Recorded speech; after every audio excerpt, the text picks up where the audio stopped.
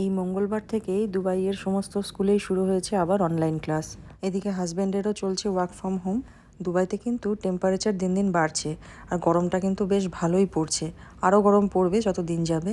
তো আজকে যখন সবাই বাড়িতেই আছি, তো ফ্রিজে এক আঁটি কলমির শাক ছিল, ভাবলাম এটা দিয়ে কিছু একটা বানাই। এদিকে একটু মুসুরির ডালও ভিজিয়ে রেখেছি। আর আমাদের কলমির শাক বাড়িতে এলেই বিভিন্ন রকমের এক্সপেরিমেন্ট চলে আর কি। আর এই এক আঁটি শাক ভাজলে পরে তো কিছুই পাওয়া যাবে না। কলমির শাকের বড়া, কলমির শাক ভাজা, কলমির শাক দিয়ে ডাল, অনেক কিছুই খাওয়া হয়।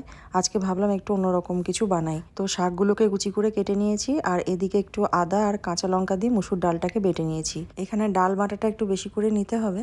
এর সঙ্গে মেশালাম একটু কাঁচা পেঁয়াজ, একটু হলুদ আর নুন। আপনারা চাইলে কোনো মশলাও ব্যবহার করতে পারেন। আমি একদম সিম্পল ওয়েতে বানাচ্ছি, কারণ যেহেতু ভীষণ গরম পড়ে গেছে, এখন একটু হালকা খাবার দাবারই হচ্ছে আমাদের বাড়িতে। এই মুসুর ডালের জায়গায় অড়হর ডাল, ছোলার ডাল এসবও নেওয়া যায়, আবার বেসন দিয়েও করা যায়।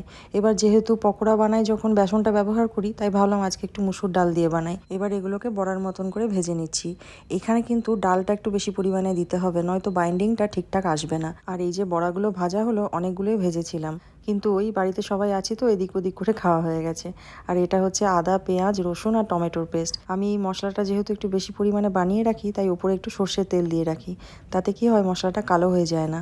দুবাইতে কিন্তু যে কোনো রকমের শাক আমরা খুব ভালোই পাই, একদম ফ্রেশ থাকে। আর ধনেপাতা হোক বা শাক, এক আঁটি শাকের দাম হচ্ছে 1 দিরহাম, মানে ইন্ডিয়ান কারেন্সিতে ওই 25 থেকে 26 টাকা মতন।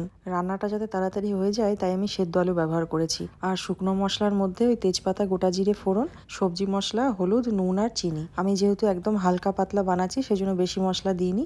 আপনারা চাইলে নিজের ইচ্ছে মতন যা খুশি মশলা দিতেই পারেন। আর লাস্টে আমি একটু ঘি দিয়েছি, ঘিটা দিলে গন্ধটা খুব ভালো আসে। এটা একটু ঝোল ঝোল নামাতে হবে, কারণ বড়াগুলো কিছুটা ঝোল টেনে নেবে। আমাদের তো এই রান্নাটা খেতে বেশ ভালোই লাগে। আপনারা কলমির শাক দিয়ে আর কে কোন রেসিপি বানান, অবশ্যই একটু কমেন্ট করে জানাবেন তো।